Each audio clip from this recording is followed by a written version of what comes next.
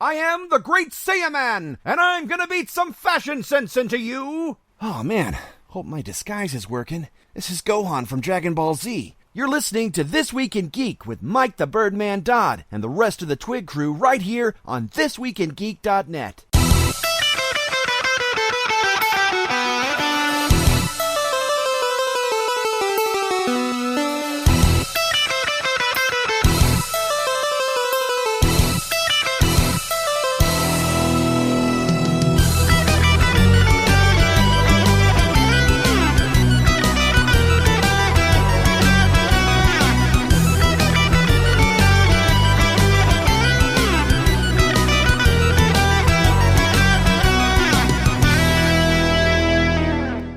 What's going on? You are listening to The Prototype, only on ThisWeekInGeek.net.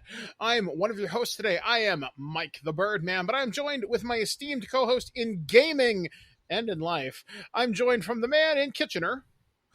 Alex, the producer. What was it? Hetero life mate? Is that what Kevin Smith calls it? Yes, you are my hetero life mate. So yes, we are here for yet another edition of The Prototype. And this one is sort of continuing our ongoing gaming coverage of the Summer of Games, which is more or less winding down. There's a few more things coming up next week and the week after. But like was it Ubisoft announced their next forward on the 10th, I think? Yes. The 10th, and then PlayStation has something on the 9th, I think. Yeah, the rumor is that's when they're going to announce their pre-order dates, and then whatever Microsoft decides to do because they canceled their August event. Yeah, so it's going to be an interesting little bit, but we will have more stuff either on the Twig Main Show, which airs on Monday, which you should have heard yesterday, and we will also have... if it happens to be something significant, I'm sure we will talk about it in its own dedicated prototype. But what are we going to be talking about today? Well, it's Gamescom time, which just happened this past weekend. Virtually, usually it takes place over in Germany. But this year, nope. It was held purely online. Well, the only person that showed up apparently was Crash Bandicoot. And the Gamescom robot. Yes, well, to stop Crash Bandicoot from trying to go into the building. This is true. So, which was a nice little nod. It's like it almost felt like an old late 90s ad campaign. Yeah, that I felt was a highlight of the Gamescom event, which we saw last Thursday, being hosted by Jeff Keighley. Good guy Jeff Keighley, keeping this industry alive in 2020. So yeah, Gamescom 2020, it was a thing. Let me tell you. It didn't need to exist. It was fucking boring. And there's no other way to say 4 days of boring.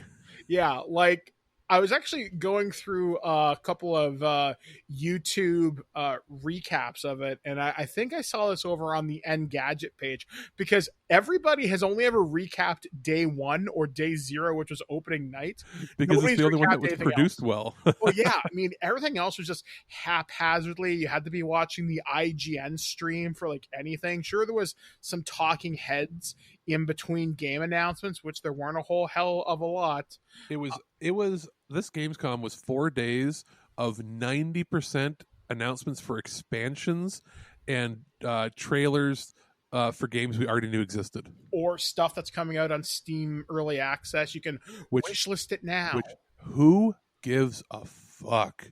That's like making a Christmas list for something that isn't even available. It may not even look the same later on. Yeah, I was wholly underwhelmed for this. But one of the things that I saw, and this comes, I think, from an Engadget or an IGN video comment thread, and it said, did we just get older, or do all these games suck?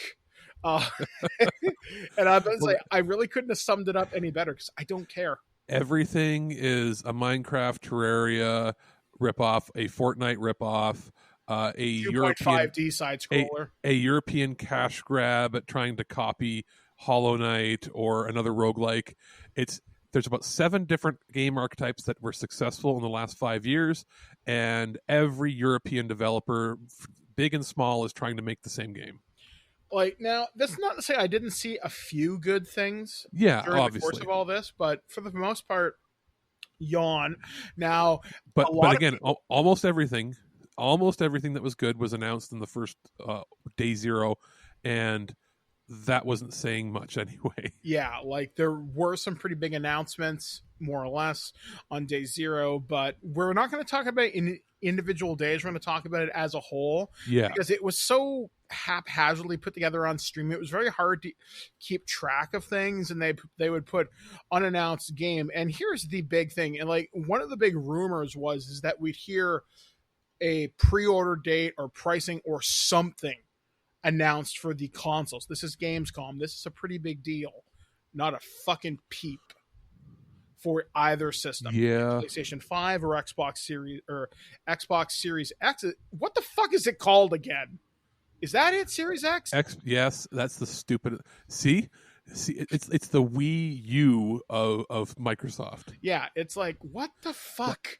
You know what? For Microsoft, for a company that prides itself on simple naming schemes, like they would have like name of software, then the year, and then, or you know what I mean, like that iteration, and then they eventually switch to like when naming things like Apple does, like Windows, 7, 8, 9, blah blah blah blah blah. For somebody like that to have an Xbox, then Xbox 360, which you'd think would be the third, if anything, in a system. Oh no, then they have Xbox One, not one as in the original, but one as in the third, and then Xbox Series X and Series S that are slight changes of the names to their Xbox One third game series entry, which is then the fourth in the series. And they still technically have an Xbox One S and Xbox One X at the same time as Xbox Series X and Xbox Series S. Yeah. And they think that they are the kings of marketing and gaming. Yeah. Like at least like Sony. PlayStation 1, 2, 3, 4, 5. This was just a very much a disappointing thing, because there was big talk and there was rumors from a couple of different places and some industry people who you've come to trust that we'd hear something, for example, like I said, on price or pre-order. There was going to be some big announcement. Didn't happen. There was even rumors, and I was fairly optimistic when I saw day zero they're going to talk to BioWare, and I was like, holy fuck, we're going to get the Mass Effect trilogy remastered. And there's still a lot of rumors going around that might still happen. Yeah, that's like the rumor is from Jeff Grubb, otherwise known as Grubhub. He said on a podcast, and there was like a tweet that he posted, something may come early October with a release at the end of October, because I think they it want depends two on holiday SKUs right now. Yeah, if it's got SKUs, it means it has a physical release. Well, they want Mass Effect and Star Wars Squadron, so they have two games coming out this year. So my guess would be the reason the holdup is probably that they were determining whether or not a physical release was feasible, and they're probably waiting till A, the software went gold, and B, they were told they could have discs pressed in time for Christmas. Yeah, I'm wondering if it's that, because obviously shipping from overseas is still a huge issue right now, because it's easier to fly it over. It's not so much that. Remember, Blu-ray discs, a lot of them are pressed in Mexico or Canada. Mm-hmm. So my guess is they're waiting to see if there's going to be enough distribution available in Mexico to print them. And it may be a case where they determine at the last minute, hey, Europe and Asia doesn't get physical releases because they can't. So they may just be waiting, and then or even let's say like they're going to wait till like end of September, and they're like, well, looks like we're not going to get physical releases. Let's just announce it as a digital thing that's available on the new systems. Yeah, so that's the rumor, but it was okay. So let's go through most of what I remember. Opening day for me, the big thing for me was Call of Duty Black Ops Cold War, which does look pretty cool. As I like to call it, Call of Duty, I hope Robert Redford punches Reagan in the face. Yeah, I really would love for them to release a Ronald Reagan skin for Warzone. Let me tell you, that's a pre-order bonus. Yeah. Mr. Gorbachev, tear down this wall. Fucking machine guns. I mean, he was an actor. He played in war movies, so it's possible they could do something. I would honestly pay a few dollars for that. If you told me he was the next operator, there you go, guys. Here's $20. Don't care, because it's It's hilarious. But anyway, yeah. But it's quite clear that one character is supposed to look a lot like Robert Redford circa 1981. But so yeah, because like I was watching the trailer, like, is that fucking Robert Redford? But it's not. It's not his voice, but it is like his likeness. It's like circa 81, 82. Like that's Robert Redford right there. So they showed off this trailer, which did catch some heat for promoting a far right conspiracy theory, which it seems to be the modus operandi for a lot of game companies right now. Well, that, and then the whole controversy of having to remove an entire trailer because China didn't like it. Yeah, it's just Jesus Christ, guys. Can we not get this right? right? And by far right, we mean far right over in China didn't like it. Yeah, like it's Looney Tunes. But so Black Ops... Ops... Remember, Tiananmen Square didn't exist. It never happened, even though the rest of the world knows it did. I mean, honestly, Black Ops looks pretty cool. I am excited to play it. Although it was hidden in a press release in a blog post that if you buy the game on Xbox One or PS4, you have to pay an upgrade fee. They didn't announce that during the show. $10 or something, right? Yeah, it's fairly cheap, but still, that's annoying. Unless, well, your options were, if you buy it physical, you have to pay wasn't it $10 to upgrade, but you still have to have the disc in? Yep. Or the other option was, if you buy it digitally, there is an already $10 more version, which means, does that mean in Canada it's $14 more, or is it just going to be $10 flat rate across the border? Because it's $59 for the regular edition or current gen, $69 for the cross gen down there. Does that mean up here it's $79 and $89, or are they going to pull some bullshit and make it $99? I don't know. Honestly, because the prices hasn't been shown yet for Canada. I did send a email to my rep. I have not yet heard back, so I guess we'll wait and see. I'm willing to bet the pricing's like in flux until they officially show it. Well, that's something else that I've noticed over the past few days since Gamescom is finished. Rather, all the press releases I have been very careful not to skirt pricing.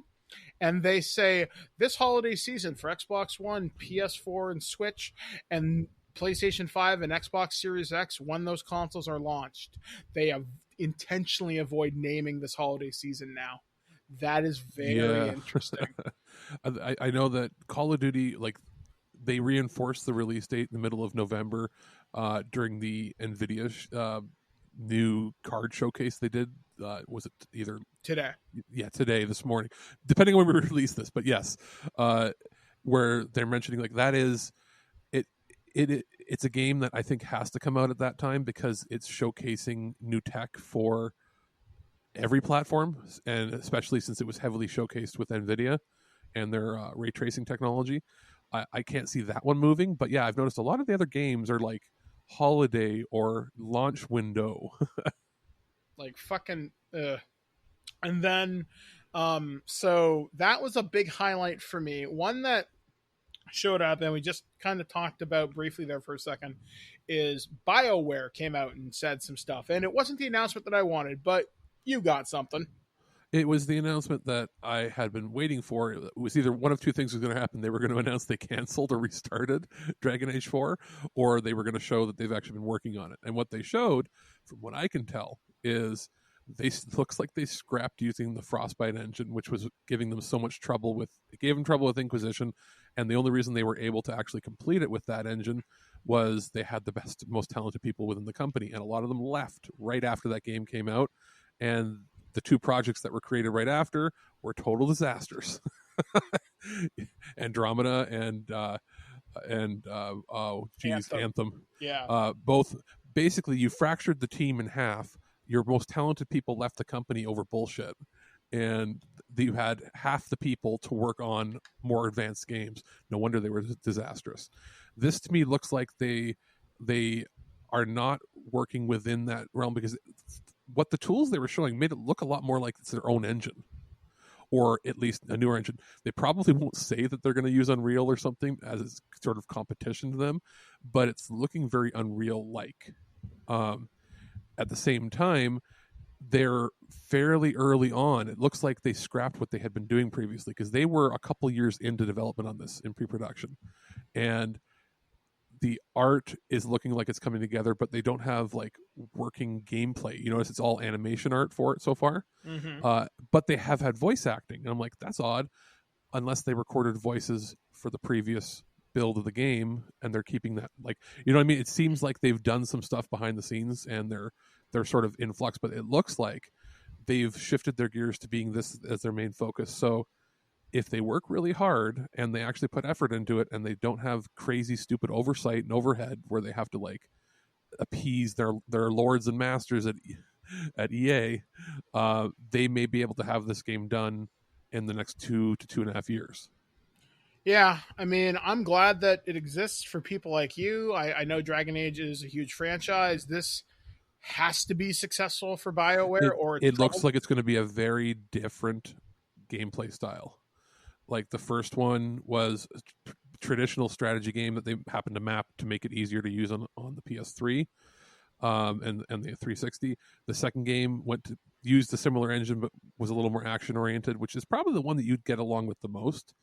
Then the third one... I remember playing Dragon Age 2 back in the day for like a few hours and liking it more than the first. It's more like an Assassin's Creed style, but not exactly. The third one, it was where they were forced to use the proprietary engine, and once you got used to it, it was cool. But if it just is not for everybody.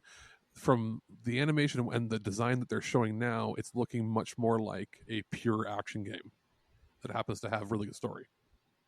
I'd be more into that than I would anything. Like it's looking more like God of War with multiple party members.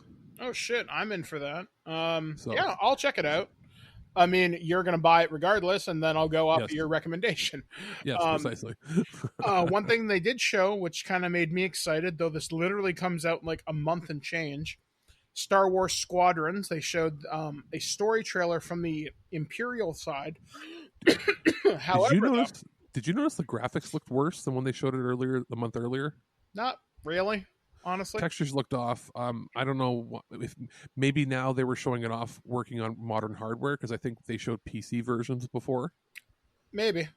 But they did show something that was kind of cool for me as a longtime Star Wars fan. They did show Wedge Antilles, which was kind of cool, as he was the leader of Rogue Squadron now, or his own flight of X-Wings. They showed Hera from Star Wars Rebels, because I know she's still alive, because she shows up at the battle of Exegol in Star Wars Rise of Skywalker. So that's pretty cool. And it looks neat. I'm really, really looking forward to playing this on October 2nd. We will not be getting a review copy because EA. Yes, exactly. One thing, I'm trying to think of what else was shown on Monday or on Thursday there. I've got a highlights that I pulled up. Sea of Thieves as dogs companions. Okay. And a permanent voyage. Sure, whatever.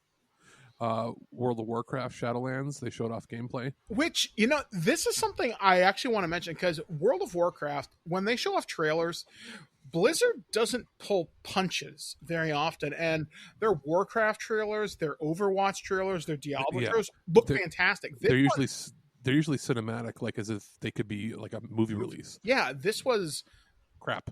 Yeah, it just didn't. I mean, the story sounds interesting, but it didn't look as cool as it should have. You know what?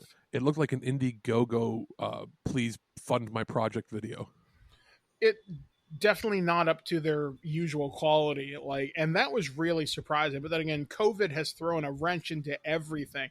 My guess is there's probably a version of Shadowlands that has a half-finished cinematic trailer, but because of COVID, what are you going to do? So that's unfortunate. I mean, and that comes out in October. Well, I think now they've given up on trying to attract new players. It's just people that have been suckered into playing for the last 14 years or 16 years. Because it's time. They announced that World of Warcraft 2 was going to be coming out like 10 years ago. And they gave up because they realized they could just sucker people out of money every month. I'm sorry, but it's a 16-year-old game. It's time to go with something new. Yeah, I don't know. It comes out. That's my opinion, but it's 16 years old. It's not my thing. That's for sure. It's too mind numbing. There's a story there, but is it worth spending 500 hours to get the story of each? you got to go through mindless stuff just to get to a little bit of story. Yeah, I don't know. I mean, it's another expansion built upon an engine. You do get new character classes and a new place to explore, but it should be what I'm saying is it should be not free to play. It should be you buy the expansion and you get to play it now. You can't tell me they don't have the bandwidth to handle it. Yeah, because I think with Warcraft now you can play free until level 20 something, and then you got to start paying. I think it was like the first couple. I remember them saying that the first couple expansions are free up to like level 50 or something. Yeah, and then you go on from there. But like they're not attracting new players, is what I'm saying. So I felt like maybe they didn't think they needed to do a CG trailer. Maybe. Because of that. I mean, I'm honestly kind of blaming kind of COVID on this, but who's to say? Yeah, well, it's the same thing. They could have rushed it if they had to, but they didn't. Yeah. Lego Star Wars finally got Saga, dated-ish. Well, finally got redated from October when they disappeared it to spring, confirming what I said of Warner Brothers or Warner Games having absolutely nothing the entire year. Yeah, they have 0 games. Yeah, because they're not public. They're just handling physical distribution of Cyberpunk, right? Yeah, and they lost Hitman. It's being self-published now. So they literally have 0 games for an entire fiscal year, and leading to credence to the belief that they denied that they were trying to sell their company. Because why would they have been planning any releases if they were hoping to sell their assets? Mm-hmm. And I think at the last minute they realized, hey, we've got a couple good-looking Batman games in the works. So they just have to tell their shareholders, you got to wait 16 months to get a game. One that surprised me but disappoints me for what it is there's a new Sam and Max game, and Sam sounds different, and I don't like the voice, but that's a side thing. It's a VR game. It's I don't think it's either the same actor or the same actor got old. Yeah, because it's called Sam and Max. This time it's virtual, and Max sounds the same, which is great. Yeah, but Sam just sounds very wooden in the performance. Sounds like his dentures are loose. I don't know. Maybe that'll change by the time the game comes out. I have a feeling it's probably finished right now, and they're just waiting until the new year. I showed my brother, and he's like, "Oh, great, I'll get that." And I'm like, "It's VR." He's like, "I have an Oculus, like the high end one." And I was like, "Oh, that's right. You're a son of a bitch." And he's like, "That's mom." And I'm like, I statement stands. You son of a bitch. One thing that they also showed off, and this surprised me because I didn't think the series would translate well to this, is there's a new Battlefield in VR. Yeah, oh, that was interesting. Yeah, that looks okay. That there's no cinematics. Every single cutscene plays in real time with you involved in it, and it won't look the same any 2 times you play because you will be looking in different directions as things are happening. Mm-hmm. That's really cool. And they're like, we finally were able to do this, and I'm like, cool, because the graphics look like PS2. Yeah, it doesn't look as good as it should. VR always looks like shit unless it's was it Ready by Dawn or who's the studio that did The Order 1887? Is this Guerrilla Games? Maybe. No, I don't know. It's the company that was Ready at Dawn. They were bought. They were the ones that they were making first party PS4 titles.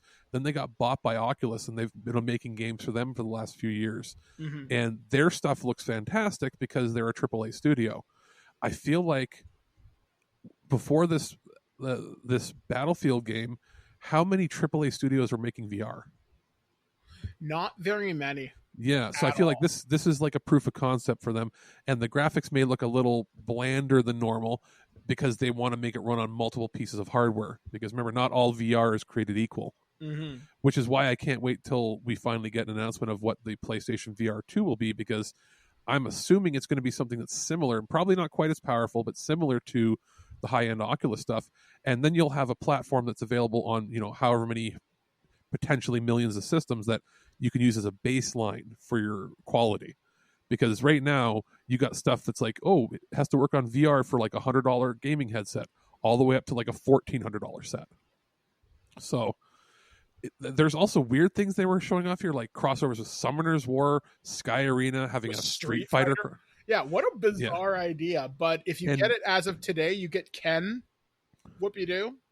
The other one that gets a million crossovers is Puzzle and Dragons or something. They're always announcing some sort of crossover with Capcom or somebody else, and I'm like, I don't care. Yeah. Another thing that was shown off, and nobody's really got a handle on what this is yet, but it's a new IP, and I think I don't know where the studio's based. It might be even Canadian. I'm not 100% sure. I think it's called Unknown 9 Awakening. Oh, is that the one that looked like? I think it was a European AAA title. I'm not sure, but it's this little girl, and she sees like people in some sort of a distorted perception, and it doesn't tell you anything about what this game is, but it looks. It's supposed to be, I think, the streets of India somewhere, or something like that. Yeah, and she just has this distorted perception, and then the trailer cuts after like a minute and like 30 seconds. But I'm like, all right, that looks interesting. I'm curious. Yeah, I found it here. Yeah, it's Unknown 9, entry point into a new story world is what they're advertising. It's going to have comics, novels, podcasts, and more. Interesting. So it's going for that augmented reality. Yeah, multi-thing. Like looking at it, it looked like truly next-gen graphics, at least from what they were showing, because it looked like CG, but it also looked like it could be in-game. Yeah, so that at least looked kind of cool. Yeah, they showed off, what was that game, co-op adventure RPG, Haven. They showed previews for, I think, even at, was it Nintendo Showcase? They showed it playing, but it's going to be a launch title on the Xbox Series X. Whoop-de-doo, a game that's going to be available on all these other platforms is going to be available day one there. Great. One thing I saw, it wasn't so much a trailer, but it was a developer interview. Now, this game comes out on like Friday, but okay. Tony Hawk Pro Skater 1 and 2, and the developer from Vicarious Visions really couldn't say a whole hell of a lot. He says there's some new tricks, some shit's been renamed. There are some secrets in there that were in the original. Is some stuff. He really couldn't say a lot, which is to the point where why be there?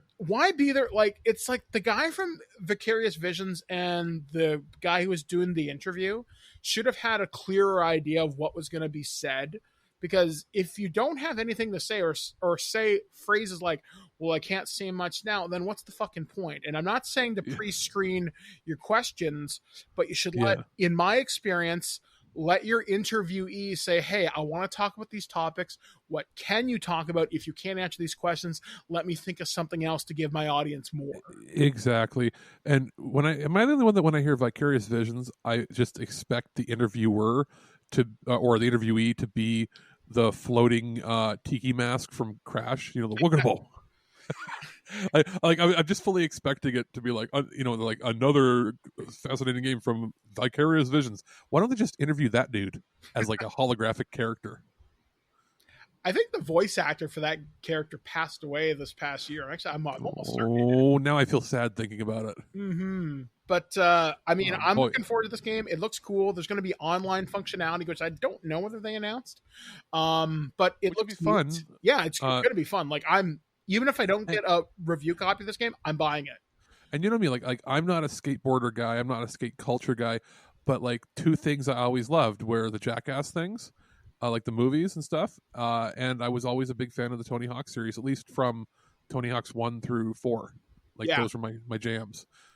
And then there was, what was that other one? I don't think it was Tony Hawk, but was it a PS1 game where, not Skate or Die, that was like an old Nintendo game. Yeah. There was one that was on like the PlayStation Underground demo discs. And I remember it was like Tony Hawk, except that you could break your bones. Skate? It was on the original PS1. Saying, I don't recall. I know Skate, you could fuck yourself up quite nicely. I'll have to look it up because all I have to do is look up the demo disc because it was on the same demo disc I think that had a demo that I played nonstop for Legend of Dragoon. So like, remember, kids, boys and girls, before the days of the internet having downloadable stuff, if you couldn't afford a game, sometimes you just played demo discs over and over again. Yeah, I used to play the Parappa the Rapper demo more often. Over and over and over. Like, and we're talking like hundreds of hours we used to spend playing demo discs. Oh yeah. So one thing. Fall Guys Season 2 was announced as a medieval themed thing, which looks a lot of fun. Yeah, and I had forgotten to get my copy initially, and then a few friends said, "Hey, you got 2 days to download it before PlayStation Plus copy goes away from being free." So I downloaded that shit real fast. Have you played it? Not yet, but it's installed now. Yeah, I played a bunch of games the other night. I finished in the top 10%. The first couple times I played, other times I got my ass kicked due to physics. But it was hilarious every time. I'm saving up enough points so I can get the horsey or the pigeon costume, because I'm stupid. Yes. But yeah. Are you psyched for the Sims 4 Star Wars expansion? See, okay. It's funny because I read one of my Facebook groups that I'm a part of, and I'd say I'm fairly active, has about 35,000 people. And people were talking about this, and people were saying, we don't want Star Wars. We want farm animals or something stupid like that. It was something weird. Like, I'm not in the Sims community, but I'm thinking they're really leaning hard into this Star Wars new trilogy stuff pretty hard, because it's called Journey to Batuu, which is based upon the Disney theme park. Which nobody cares about. Well, new trilogy stuff, some of it's cool. First Order, 99% of the new trilogy is trash, and in the next 10 years, you're going to find any fan who was a fan of it is going to start realizing how much of trash it is. Well, it's going to be remembered, I think, in the same vein as the Star Wars prequels. It'll get a re-examination in 10 years, and you'll be able to find the good parts out of it. But well, the problem with this one, they're so loud, noisy, and with close-up shots and bad CG that at least the bad CG was in nice framed, well-shot compositions in the original, in the prequel trilogy. They were at least competently filmed. You can't say that for J.J. Abrams stuff. Yeah, and you're just kind of playing the hits, and it's a cover band. But moving on from that, I mean, yay, you get stormtroopers, and you can have the Cantina band play at your house, so that's a thing. One thing that looked really cool, and it looks like Sony's version of Doom is the only way I can describe it. The game's called Quantum Error. Oh, yeah, you're right. Cool. That one looks pretty neat, and that's a PS5 game, I believe. Yeah, it looks like their version of Doom, and that's all I can really say about it. There was a new trailer for Werewolf the Apocalypse Earthblood, which you saw a little bit more of kind of the story. It doesn't really explain a whole hell of a lot other than you're like an eco guy fighting against this evil corporation who has mech suits for some reason, because everybody has them. But it does look better. There was a retro sort of throwback, 8-Bit Adventures 2. I didn't know there was an 8-Bit Adventures 1, but it's like take like late 80s, early 90s JRPGs and throw them on their head with like how you would have envisioned an 8-bit game could look when you were a kid. That's sort of that. Now, I think it's going to go under the radar because I think it's Steam only right now, but I fully expect it's going to get like a Switch port eventually. For anybody that's a fan of that, that's cool. There was one that I saw that really kind of caught my attention, but it's only coming to PC to my knowledge. It's called Transient, and it's like this weird cyberpunk HP Lovecraft story, and I can see some of the influences, like where they took like some of the Cthulhu kind of mythos shit, and it looks interesting. Like, I'm down for that. Yeah, there was also a big hubbub about a new Wonder Boy. When I say new, there hasn't been a new Wonder Boy in like 30 years. This is the next in the line of the brand new remakes that they've been doing. And there were 2 different companies that handled the last couple. So some people like, I like this one more than the other ones because they weren't the same team. But this Wonder Boy Asha in Monster World is a remake of the 1994 Wonder Boy 4 by the original team. Oh. So that's where the trailer for it looks hinky in that the frame rate's really rough, but it says it's pre-alpha. So they've got several months to kick that into high gear because it looked kind of choppy. That being said, it looked like they were meticulous in recreating the world. One thing that kind of stood out, and this was an opening night one too, and this was meant to be one of their big things because I saved it till right towards the end of opening night, was Destiny 2 Beyond Light, and they talked about some of the stasis kind of subclasses, which adds new abilities to your guardians where you can like freeze enemies and beat the shit out of them. The thing is, with Bungie and Destiny, I think the expansions come out too far, too late, or like why far apart. Why aren't they working on a new game yet? That's my question. Well, Destiny 2 is what, 2018? Because I remember playing its audience is there, but it's not what they think it should be, and this won't drag people in.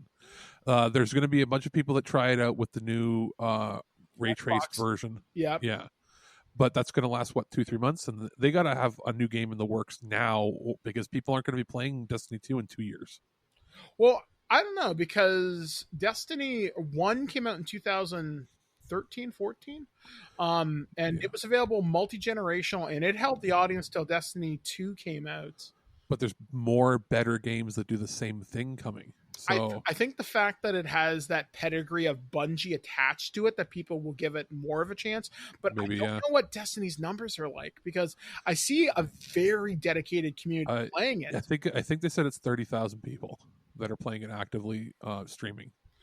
Yeah, I don't know, because I know the audience they're not non-existent. Yeah, that was less than 3,000 people total, I think. And I know, and it's free on that platform. Yeah, and I know when it comes to Xbox Live Game Pass with the new expansion Beyond Light, maybe that'll increase the player base a good chunk. It'll be for a bit, but they're not going to hit the million. No, like I don't see it there. It's never going to be COD numbers, but it's going to do better than Anthem. Yeah, it's not saying a whole hell of a lot, but I mean, to be honest, like when it comes to online shooter, that kind of stuff, if it turns out to be that way, people are saying that the Gotham Knights game looks to be like a Destiny, like a Division sort of game. I see that doing a lot better numbers than this. It's got a stronger IP attached to it. Yeah, it's stronger IP attached, and because I still can't tell you what the fucking Destiny storyline is, and I played this, and I played the first one. I finished well, Michael, you're really supposed to be looking up all the extra little things that are on these random websites and reading little scripts that give you extra lore, because that's how you build an expansive world. Fuck off. Yeah, you should be able to read most of it through an in-game codec, have it explained to you. Like, one of the best examples, I think. Also, show don't tell. Like, have you experience it?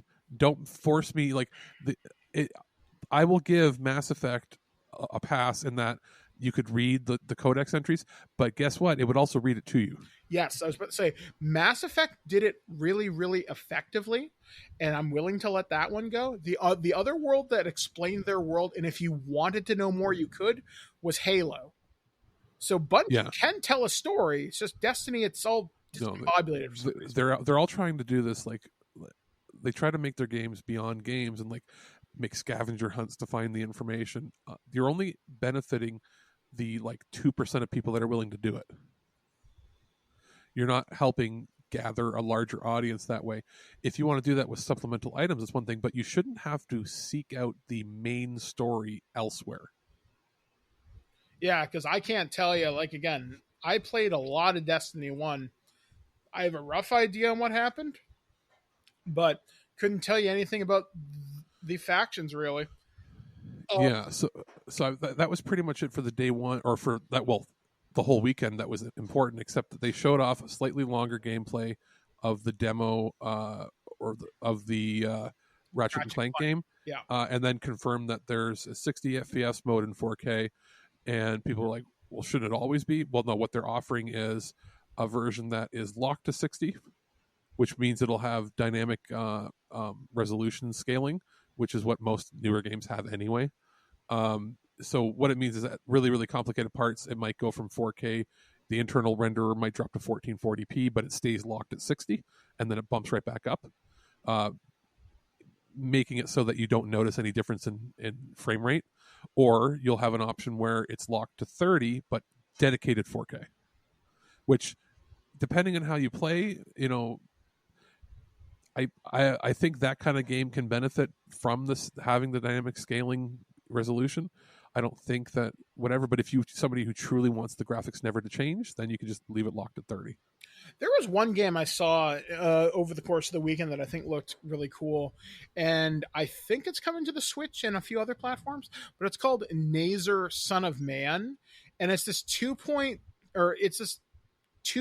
really unique art style, kind of like a cover-based shooter, and it looks, I don't know, I mean, it reminds me of, like, I can't even describe it, like old-timey, it looks like the New Yorker political cartoons, but with guns. Okay. But it looks neat. Like, the trailer looks interesting. It's called Nazer Son of Man. That just looked cool. There's another game that I saw, and it has VR support, but I'm pretty sure you can play it any way you want.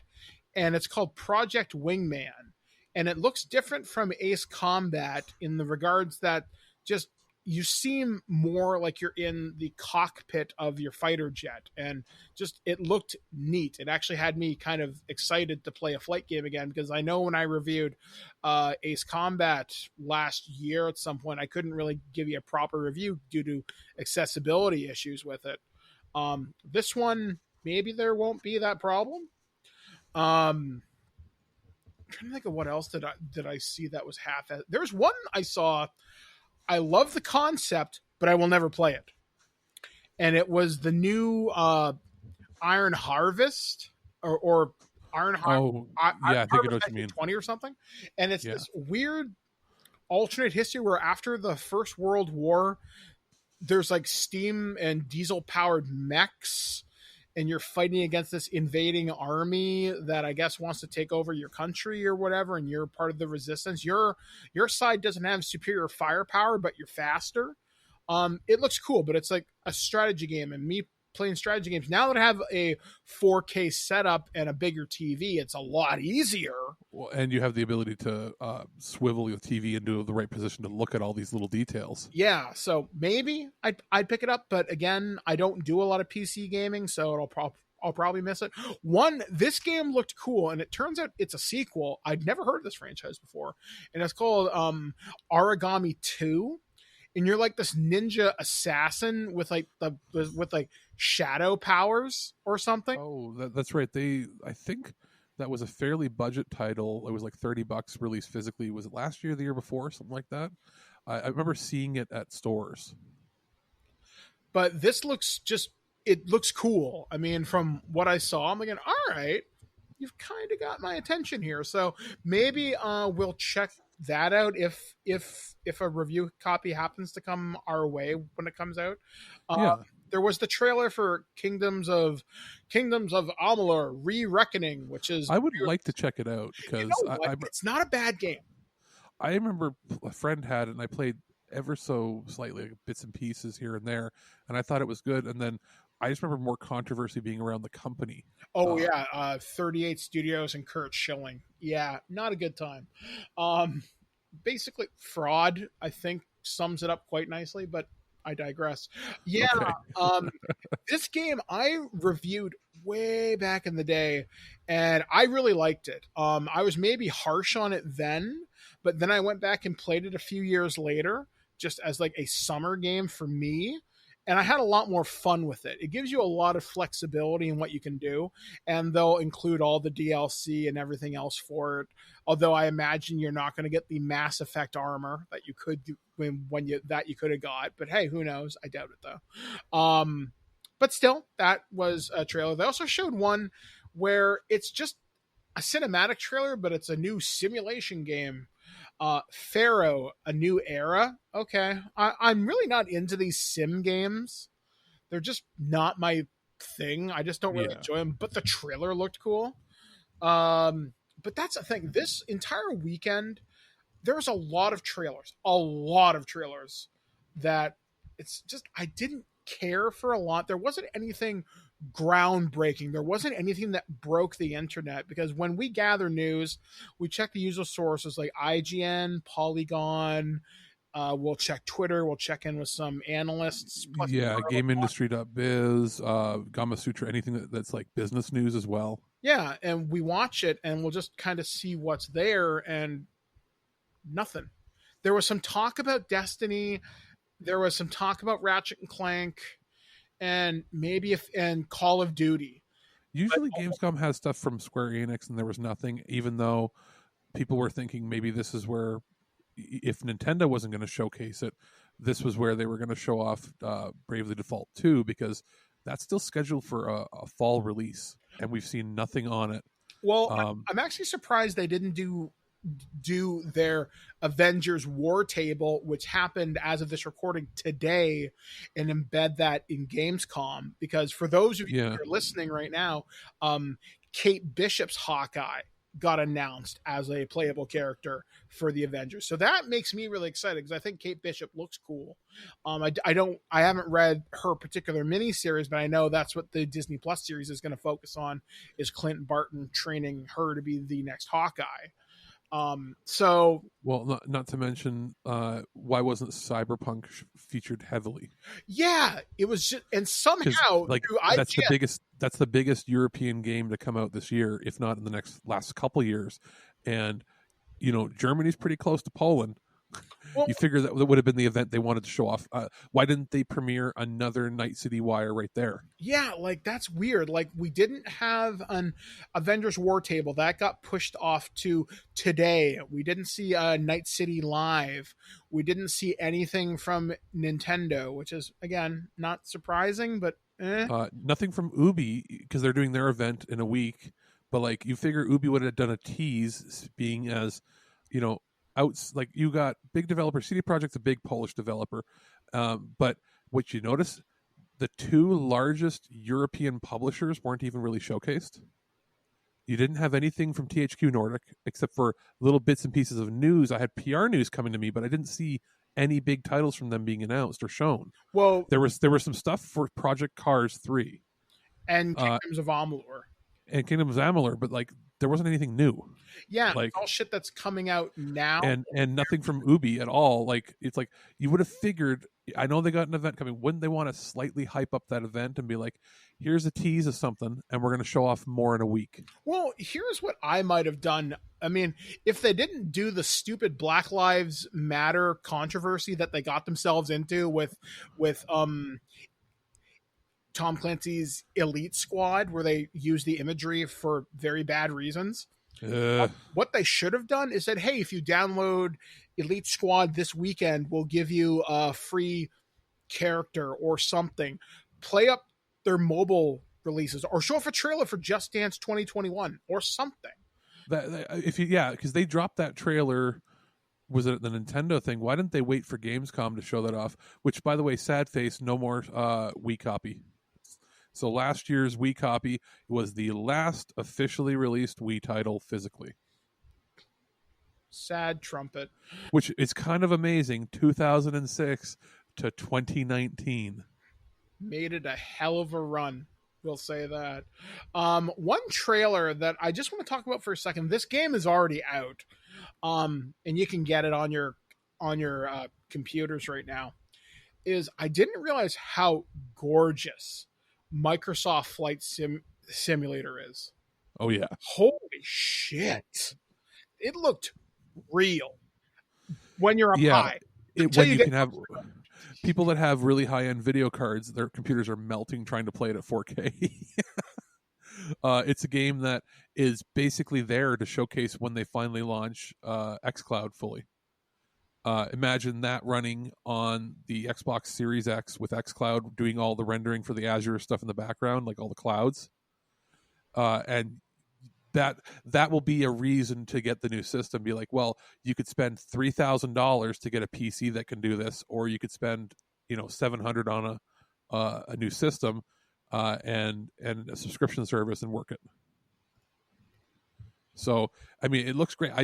I tried installing it on my computer, and then I was like, I don't want to be disappointed playing it at 1080p, even with decent settings, because all the videos online look great. But when I see that the guys running all these videos online, like, we're using like 2080 Titans, it's like we're using $1,000 video card with a $700 CPU, and I'm like, well, I'm already done. I can't play that. Yeah, I mean, it was cool looking, but let's talk about the show itself. Let's just kind of wrap this show up. Oh, it was dog shit. It Yeah. was a hodgepodge of mess. I would have figured that like maybe there was like a German stream we were missing or something that might have been more cohesive. Yeah. It wasn't. IGN tried to hold it together, but they couldn't. Yeah, like ultimately, after opening night hosted by Jeff Keighley, his stuff was great. IGN, as you mentioned, there was a lot of talking heads. They tried to bring on some fun people like Max Scoville. I still very much enjoy. I saw him a few times, but for the vast majority, I didn't care. Yeah. And as people in the gaming press, I should care more about this. And I'm sure there's some wonderful titles that we're not talking about here. I'm sure we've missed something. We probably missed a few things here and there that will ultimately be better served in new presentations elsewhere. Yeah, like there just wasn't enough here that I cared about. I mean, one of the big things that was announced, and it was a cast reveal trailer, was that game we saw at... Oh, yeah, 12 minutes. Yeah. That's the one where I was like, shit, why didn't we get more of this from Microsoft's show? Yeah. Because that still last year looked great. When they announced it, it wasn't said to have been coming to next gen, I think, at the time. But then they sort of did later on. But I had forgot it existed until they announced this. Yeah, I mean, Willem Dafoe as the narrator. Yep, and then Daisy Ridley and James McAvoy. Yeah, McAvoy. In a time loop where you're trying to stop either your or your girlfriend's untimely death. There was one game, and I do not understand why it has the license attached to it. I don't fucking get it. Okay. And it had the stupidest fucking trailer. Bridge Constructor. Oh no! Because people still think in the offices that Walking Dead is popular. Like, I like the Walking Dead franchise. Admittedly, I've checked out for a few years. Let's be real. To the average viewer, Walking Dead ceased being popular 10 years ago. I wouldn't go that far. I'd say after Glenn died, people stopped caring. 4 to 4.5 years ago, people stopped caring. Yeah. Basically, once Glenn died and once Carl died and Rick was taken off the show, you're left with the Daryl Dixon show featuring Michonne, and now she's been written out of the series. Basically, when I saw like previews for like it's the final season, I think, coming up, I was like, am I watching Walking Dead or Duck Dynasty? Well, no, it's not final as far as I know. In fact, they're launching a new franchise. Well, no, it says the main show. It says final episodes this fall. So I guess the main line is they're ending the main story, or like they're not getting like the big deal with that show was at a time when cable was dying and viewership was dying, you had like where back in the day you'd have 30 million people watching a popular show on regular broadcast TV, and you'd have like 3 million on cable and like 1 million on premium cable HBO. Like this came out of the blue around the same time as like Game of Thrones, and Game of Thrones was like getting 7-8 million on premium cable, which was unheard of since the Sopranos era, and they were getting 19-20 million on cable when like NBC, ABC, and all these people could barely get 10 million people to watch like NCIS. They were getting like broadcast numbers from 20 years ago on cable, and they slowly disintegrated into nothing. It's like you should have left on a high note. Just did a little bit of reading. Is it ending? No, it is not, because the website that reported its ending is We Got This Covered. And that's not who I was reading it from. It was literally a trailer sent like an EPK trailer, electronic package, that was sent to me saying final episodes this fall. Unless they mean final episodes of the past season that they probably split up into a stupid. Oh, it's probably due to COVID. Yes. Okay, so it's final episodes of this season. Well, fuck me, I'm not going to watch it anyway. I'm gonna watch the new one, which focuses on the kids because it looks interesting. But we'll wait and see. Do you know what was a better show than that? The Strain, that lasted a few years. That was the one where it was like vampire parasites. Yeah, that one looked cool. But we're getting sidetracked. Yes. Okay, so to bring this all to a full circle, this was disappointing. Yeah. This was boring. I wouldn't go so far as to say it was unnecessary, but it was very. It didn't have the cohesion. It should have been. It should have been. They had a 2-hour presentation on Thursday. It should have been a 2-hour presentation on Thursday, and then they could have wrapped it up with a. They could have made it a 3-hour show total, and that would have been like, what if on Saturday they said, join us at noon Eastern or 3 p.m. Eastern, or whatever, so they can get German time 6 hours behind, 6 or 7. So let's say they said, okay, join us at 5 p.m. for 3 hours of all the newest games, and here's the we're going to finish off the summer with Gamescom 3-hour show. People would have been happy. Yeah, like if they had done this like a proper electronic presentation, and one of the best presentations I've seen, and I'll flash back to last weekend with DC Fandom, takes place over a course of 9 hours, for example, and it's broken into half-hour chunks, and it was hosted with good interludes. That was great. Yeah. If you could have found a middle ground between that and the high production value that Sony put together for theirs, you would have been happy. Yeah, like that would have been good. And honestly, pay Jeff Keighley to produce it, and it would have looked great. Yeah, that would exactly. And then they had today the Nvidia event where they showed off some more stuff. But basically, they're launching their new Ampere line of video cards, first new line in roughly 2 years. Big deal is between 2 and 2.7%. 2 and 2.7 times the performance of the previous cards for less money. But the high end stuff's still gonna be like $1,400 for video cards. So fuck off there unless you're made of money. And they haven't announced an entry level card. But what they showed off is two things that anybody like Michael, you and I might be interested in. Is one, they increased the performance of the streaming quality for video rendering and everything. So, less stress on your CPU. Great. We're not super into streaming, but we could be. The other thing that they showed off, other than that the ray tracing performance is like 4 times more powerful, meaning that, you're going to have the ability to do up to 4K. They actually showed with the highest end video card, 8K 60 frames per second ray traced. That's it's insane. But again, $1,400. But the second thing was, remember how they announced, was it earlier this year or the end of last year? They were finding ways to use their new cores and all the RTX technology to bring to like audio and podcasting, where they could have AI controlled noise cancellation that sounded like you were in a much better room than what you were in. Well, they showed it off there, and it's even more impressive than it was before, and it's built into all the cards now. So you're going to get people, like, I wouldn't be surprised if right now they're showing off their gaming cards. They might release like $100 video card, or they might even release, a dedicated card that just handles audio.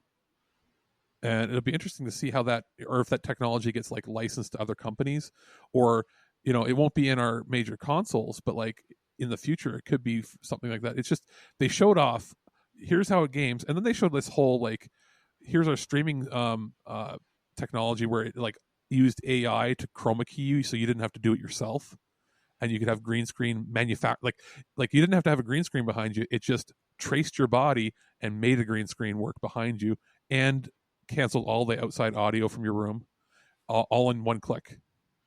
So that might change the way streamers work. So that was cool. And then they showed off it working with Call of Duty. But other than that, like, that I almost feel like this NVIDIA press event could have been merged in with Gamescom too. Yeah, it's like everybody wants their own slice of your attention, and that's fine because that makes sense. But you should also maybe kind of leverage it with, well, everybody's announcing things here. We're super popular. I don't know. It felt so disconnected. I mean, even today's Avengers War Table was remarkably short, just basically saying if you got early access, you're playing right now. And here's Kate Bishop, and we plan to support this game for years to come. We'll see. And it was just kind of and I know we had that Nintendo Mini Partner Direct, and the less we say about that, the fucking better. You mean the commercial for stuff nobody cared about? The only thing I care about is that Kingdom Hearts rhythm game. That's about it. It looks hard to play because so much is it looks like more confusing than playing the one in Final Fantasy VII Remake. Like so much happening on screen at once. Yeah, I don't like when things move around. Like it's also a mobile title. They're just porting. Oh, good times. Now we won't get a review copy anyway because Square. Yeah. Square, EA. They're just like, yeah, we don't do that. Yeah, it's a little bit of a peek behind the curtain, folks. Some companies are really easy to deal with. We have some fantastic partners out there. I would say the vast majority are either easy to deal with if you're asking them questions, or even come to you and they're like, hey, would you like to check this out? Yeah. And then you have others where you might have to go through a process of requesting it and explaining things or working something out with them. And then you have others where you put in a request, they're very friendly to you, and then they ghost you completely. Yeah, and it's not on the individual, but I guess it's some corporate mandate. So it's likely some corporate structure thing that's involved.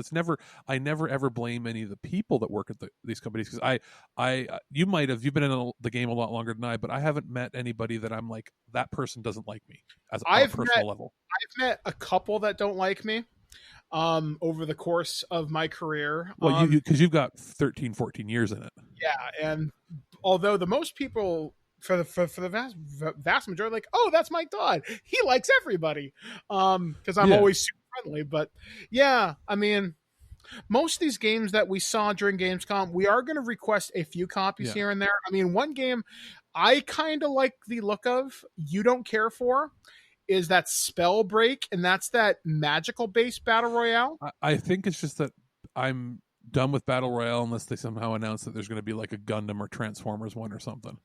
That would be actually really cool. If they did a Gundam based one where everybody has a mobile suit, and then if you kill some people, then you get a Gundam. You know what I would love? A Godzilla or Kaiju one where it's like a Destroy All Monsters or War of the Monsters. Think of it like you get on this massive plane, which is like where gaming area where it's like a city like Tokyo or Toronto, base it on real cities. And then you just have, so they could use like, I don't know, Google Maps or whatever, use whatever tech they're using for the flight simulator thing, and build it up to be real cities. And then you have all these like movie monsters and or something like that. And you could just go in and you bust up the city while you're busting each other up. And it's like, 50 on 50 different monsters or different robots. I'd be totally cool with that. I think that all these games look and try to feel the same, and the Magic one seems a little different, but a lot of it is like, hey, here's a first-person shooter. We're the same. We got these quirky characters, but we're slightly different than Overwatch, but we're pretty much the same. Yeah, I mean, I don't know. I like competitive games. I prefer competitive respawning games, so I don't like Fortnite where you get one life and you die. But anyway, I think, or what was that stupid one that they kept shoving down our throats over the last few months? That what was that really bad one that where you're playing as little beans? The stupid it's like you can pay money to change their hats and their clothes, and that one we saw in like July or June this year. Yeah, they showed it off on multiple shows, and even the developer sounded bored talking about it. And they're trying to make it out to be this next big thing. I looked at that and I'm like, isn't that just Fall Guys but crappy? I don't think it was a battle royale game. I think you just made your own fun and you could play with people. Yeah, it looked like lazy, like, what I mean? It looked like a lazy version of that. Yeah, it just didn't look fun. And that when I see that, that's what I see whenever somebody uses the word battle royale. Yeah, like or arena battler. I'm favorite. I'm done. My favorite battle royale is Call of Duty Warzone because it feels good. Yeah. But I digress. So overall, Gamescom, huge disappointment, huge letdown compared to what it could have been. Yeah, with some highlights here and there. Yeah, like it wasn't all bad. I mean, one thing I'm looking forward to, and I'm hopefully getting a review copy, is Mafia Definitive Edition from 2K. It looks neat. I've always wanted to play the Mafia games. I know I have Mafia 3 because it was available via PlayStation Plus like a long time ago, so I grabbed it. So having these new versions will look really good. So anyway, Gamescom in a nutshell, you get a C minus. You're better than what Nintendo's been putting out. They're about on par. Oh, they're not even as good as the Ubisoft Forward. You're on par with no, you're not even as good as the New Games Plus Expo. You're about on par with the IGN Summer of Gaming. They do their less fun shows or their less well put together ones. So we'll talk about Ubisoft show. We'll talk about if there's a PlayStation one. Keep an eye out on your PlayStation accounts, because supposedly pre-orders will be tied to your gamer tag. And here's something you should probably know. Just because you get in on the pre-order does not guarantee you will get one. If you read the fine print, you will be pre-selected, determined. They don't even really tell you, but from what is inferred, now I'm getting a lot of this information from Jim Sterling. And according to him, your account will be chosen because you have showed an enthusiasm for PlayStation. Whatever the hell that means. If you've bought a lot of games, have a lot of trophies, and have a lot of playtime. That's what I'm guessing it's going to be based upon. So just because you get that game, or it's also possible, because there hasn't been any news as of this to any press either. So there's a possibility it's like, hey, if they were to like say, hey, this is a press account, they might give that person an opportunity to get it first. Yeah, because we have sent inquiries to our press contacts about it. I haven't heard anything since this came out. No, and that generally nothing means they have nothing they can share. Now, I've made this prediction on this show and the Twig Main show for months. If you do not have pre-order info by September 2nd, and the main reason I say that, because after the Labor Day weekend, I got my dates mixed up. Labor Day weekend is next week. Yeah. I said if you don't have any solid pre-order info by then, be fucking worried. Yeah. Now here's a little thing. Remember how they said they're going to have about 3 million produced by the winter, and then another 6 to 8 over the next 2 months when production really ramped up. And that doesn't sound like much, right?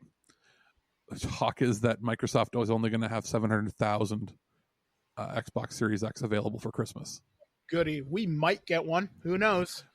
I don't think that there's going to... Here's the crazy thing. I think there's going to be less demand for that 700,000 of those than there are for the 3 million PS5s. Oh, yeah, because there's nothing on Xbox Series X that... They've got nothing in their launch lineup. No exclusives you give a shit about. Because Halo got... Do not be surprised if I was going to say, don't be surprised if Nintendo sells more Switches this holiday than either of those systems. Oh, yeah, because Animal Crossing and the Mario thing that's been rumored forever. However, late-breaking story. So I saw this on Twitter, and we'll probably talk about this on the Twig main show this week, but I saw a tweet saying Monster Energy drinks, I think that's them. Yep. They're still running their double XP promo for Halo Infinite, so you can bank your XP for a game that's not even coming out yet. Oh. Because they've already got the cans printed. And Doritos had the bags printed too. Well, no, Doritos does COD now. Oh, that's right. Doritos does COD. They're doing it for both systems. That's right. Yeah, I don't know whether... Yeah, Doritos hasn't done Halo since Halo 4. I thought that they were doing... Yeah, that's right. They're doing COD. I don't know. It's been a while. I thought they were doing both. But also, it could depend on the country. Yeah, so you know, when sometimes you see those leaks, like they had like a picture of the Sweet Chili Heat, and I was like, "That's not Sweet Chili Heat. It has a different name, so it's either American or another country, just with the same packaging." So remember that some of these deals are not necessarily global deals for these promos. So look forward to that this holiday. I'm just waiting until 7-Eleven has something leaked, because they always have a deal with COD or with Halo. Yeah, because that's how I found out about Call of Duty Cold War, what the official thing was, because someone on Reddit posted a photo, because I guess they work in manufacturing or something. I'm honestly surprised we haven't seen more leaks come out of these about the PlayStation 5. Now, there's been rumored leaks about a price skew coming out of Britain. Yeah, but it's probably going to be like, if you're looking at they say it's the 9th. They usually drop their PlayStation blog stuff on on a Wednesday. Same with when the new games for the PlayStation Plus, it's usually on Wednesdays. And with Monday being Labor Day, Wednesday is also I think the 25th anniversary of the PS1. So there's no reason for if they don't have a date by next Wednesday, be concerned. Be very concerned that it's not going to come. Which means more money for you in this global depression we're in. So it means that the holiday season is going to be scarce because people are going to hoard their money for when the new systems come. Yeah, I mean, honestly, we are going into very uncertain times in the gaming market. And yes, everybody wants a respite from the COVID-19, from all the financial stress that we're all going through. I don't even care if there's not any games. I just want the system so I have it in my house so I don't have to worry about it later. I'd rather just have the system, deliver it to my house, and then I don't have to go out and see anybody, don't have to go to the malls or anything, and then I can get gifts and give gifts for Christmas digitally. Yeah, like I want to plan my budget for the studio. This is an investment into the show. That's what I'm looking at. I'm like, we got the next 5 years we're going to be reviewing things. Or covering things. It would be nice to just have it set up so that we don't have to panic that they might send us codes for systems we can't get. And I don't want to have that awkward email conversation. And I totally realize first world problem. Don't you guys get review consoles? It happens every so often. I doubt it's going to happen in this day and age with what's going on right now. Yeah, like I can see major outlets getting it, but smaller outlets like us probably not. So yeah, you're going to have like your print media, your television media, your Jeff Keighley's, but when you're not when you're in the multi-million, like 10 to 20 or 100 million viewer era of certain people, they're going to get it first, obviously. But traditional radio, audio, old school, like we're Grassworks Media. We're enthusiast press. It trickles down, but there's only so many consoles to go around from the sounds of things. Yeah, like this is going to be, in my opinion, a pretty shitty holiday season unless something drastic happens. I mean, hell, unless Miles Morales Spider-Man is a day one release for PlayStation 5, oh boy, because Bug Snacks ain't going to sell a fucking console. With the rumor being that it's Miles Morales is day one, Bug Snacks is day one, Godfall's day one, and the rumor of Demon Souls being day one, and then you have within the first month Ratchet and Clank. That's 5 titles. I think Ratchet and Clank will be February because they're going to want that to boost their. They said its launch window, which is generally 4 to 6 weeks usually. Okay, so I guess we'll wait and see. So anyway, that's going to do it for us here on the Prototype and ThisWeekInGeek.net. Hopefully we haven't bored you. Hopefully you've got a little bit of insight into this weird and wacky Gamescom, such as it may be. So until later on this week, and probably soon, because we're going to be doing a loose cannon with Aaron Paulier on the Immortalizer, I think it is. Yes. So look forward to that. So until next time, we have been Alex, the producer, Mike, the Birdman, saying be excellent to each other. We'll catch you guys again next time, right here on ThisWeekInGeek.net.